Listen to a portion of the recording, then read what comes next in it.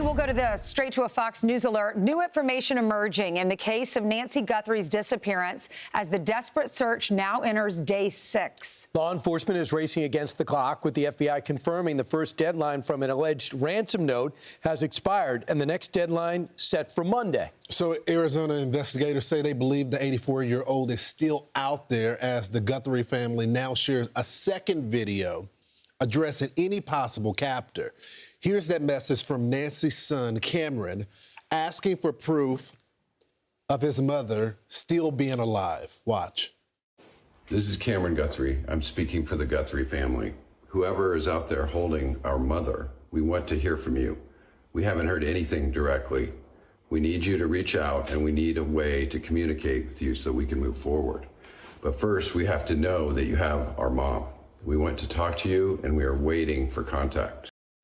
And we're still waiting. We have Fox team coverage right now on the ground in Tucson. Fox News contributor, retired NYPD Inspector Paul Mauro is live in the front of the Pima County Sheriff's Office. But we begin with Alicia Acuna, who's right outside the home where Nancy was taken. Alicia. Good morning, Brian. Some of the most significant information authorities gave to reporters yesterday was that timeline, which began on Saturday at 5:32 p.m. when Nancy Guthrie took an Uber to her family's home for dinner. At 9:48 p.m., a family member drops her back at home, evidenced by the garage door opening at 9:48 and then closing 2 minutes later. Then at 1:47 Sunday morning, her doorbell camera disconnects. At 2:12, the sheriff says software detects a person on its camera.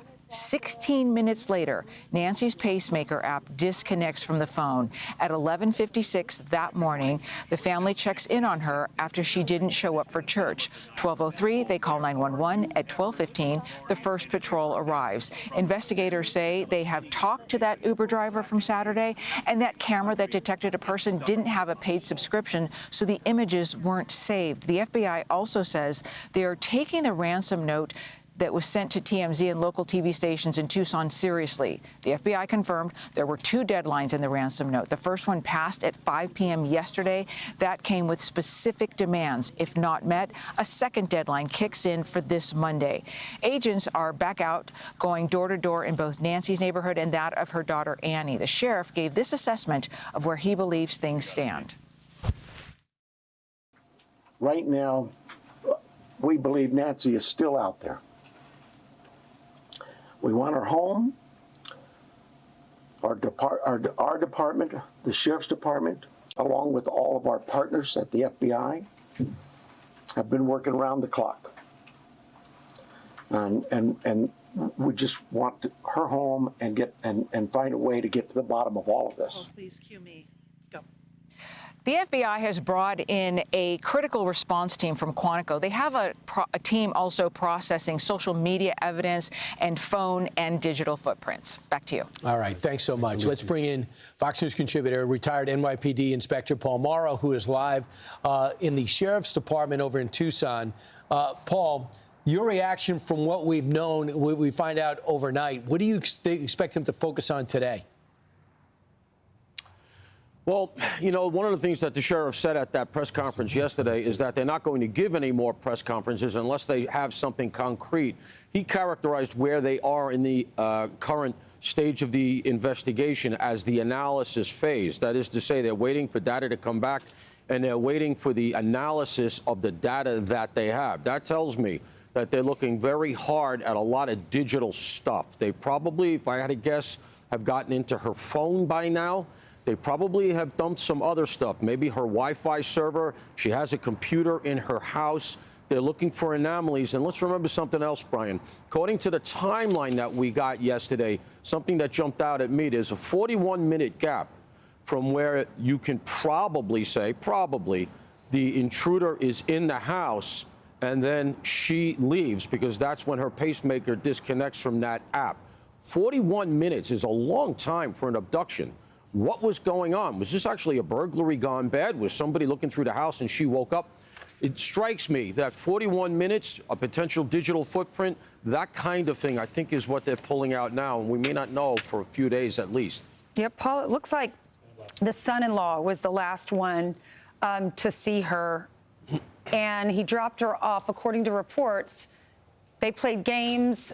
Her daughter, who's also married to the guy who dropped her off, they played games, they had dinner. He took his mother-in-law back home, dropped her off, watched her go in the house.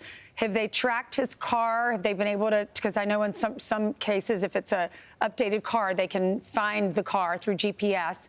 Have they tracked that? And also, where's her car? Did her car ever leave? And what do you know about this white van that was found? The neighbor saw a white van parked outside on the street that was unmarked. So far, we haven't heard any further about the white van. Relative to her car, my understanding is that it hadn't left.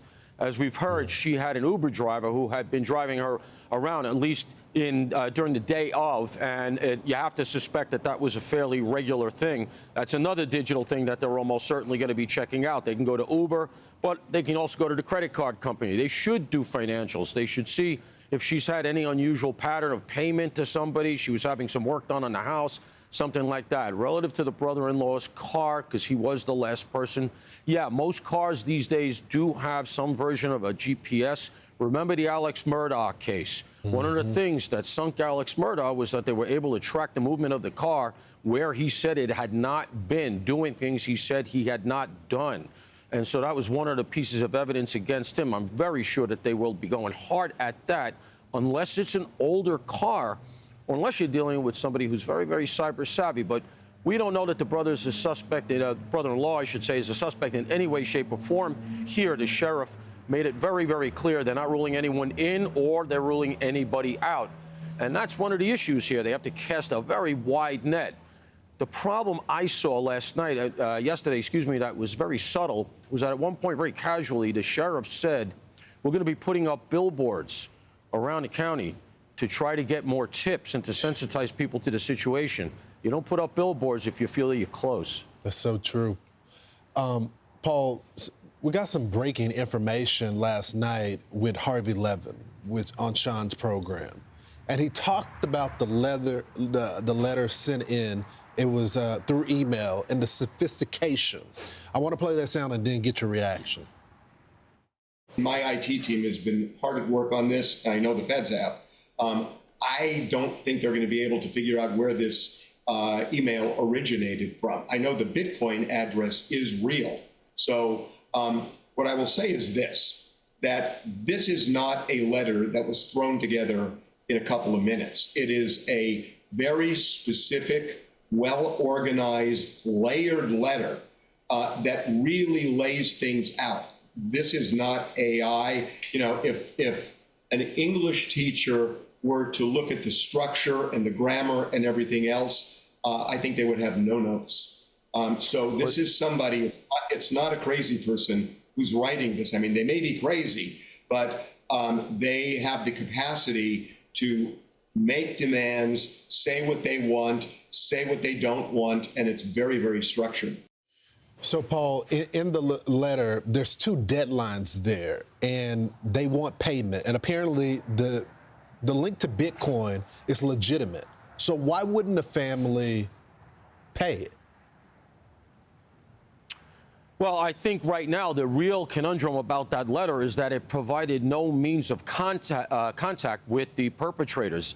I've done a lot of ransomware cases, and there are always at least two pieces of software that are involved here. That the malevolent software that penetrates the system and seizes it, but then there's a follow-on piece of software that's used for clandestine communications, lack of a better term, safe communication, better way to put it. The perps know how to communicate so that it's completely untraceable. And that's a whole separate piece of computerware, for lack of a better term. And in this case, it's not there. You also seem to have an English speaker. Now, look, AI is awfully good. Yeah. You know, AI can write, it sounds just like an English writer. So I don't know, how much weight we can put in that. But that said, assuming it is an English writer, the fact that it's well structured and everything else, to me, the fact that there's no way to get a hold of them, because of course you're not going to pay until they give you the protocols for how to hand her back, because you don't know who you're dealing with, and you only may have one shot at this. If you pay the whole ransom and then the real people come forward and you're out of money, you got a real problem. So I got to say, I also, the real dispositive thing here is what is in the letter, because there's been a lot of disparate reporting. what is in the letter that can serve as a proof of the fact that they were in that house? You know, there's stuff about the floodlight, the watch. You know, remember, there's images of her wearing the watch online. And that's one of the things I would be doing, LJ, by the way. Those images of her online, I've seen at least one of her with Savannah. I would get my tech guys and hammer that website. Who's been hitting that website? Can you identify any out-of-country IPs that have been hitting that website? Somebody hitting it continuously recently? Stuff like that to try to contextualize this letter to see if it's legit. Because without something that really tells you she was in that house, there's no way you can pay this ransom because there's no way to confirm you're going to get her back. So what do you think about Harvey Levin saying he believes the person's still in the area, or certainly from the area? And one indication was because they contacted a local affiliate in Tucson that, you know, if you're an international person, you wouldn't think local. Yeah, you know what conundrum there, Brian, and you know, we were talking to Jesse about this last night. What is the gamesmanship relative to who they contacted? Because you have that metric that you're talking about, but then you have TMZ. And the outlier here is obviously Savannah's network itself. Wouldn't that be who you contacted here? Instead, they went to TMZ. That argues somebody who maybe is not that familiar, at least with the national landscape. So, you know, there are elements of unsophistication in this thing that make you say, you know, even if it's somebody who is smart, doesn't really seem to have their act together, because let's say if the letter is real, why no protocols, as I just outlined? But if the letter is not real, then where is whoever has her in order to get paid if this is, in fact, an abduction for ransom? So there's a lot of sort of counterfactuals blowing through this that argue whoever did it is not very organized. And let's remember something else, just in closing. I would argue that you almost certainly have more than one person. Is it possible it's one? Absolutely. But history shows, not only for the abduction, but for keeping the person secreted, because that is what you have to trade. I'm sorry to be so blunt. Sure. And so while somebody has to go out, do the communications, make sure that they're getting food, water, seeing what's being said, et cetera, communicating in a way that can't be observed from the location where you're essentially hiding out, somebody else has to stay there and keep an eye on her. So almost always in these things, you have 2-3 people involved. And that's one of the reasons why I'm surprised the reward is not higher, because you want to incentivize somebody who's around this thing to say, well, normally I would never give it up, but for $500,000, I'll give them all up. And, you know, the nephew comes forward or something.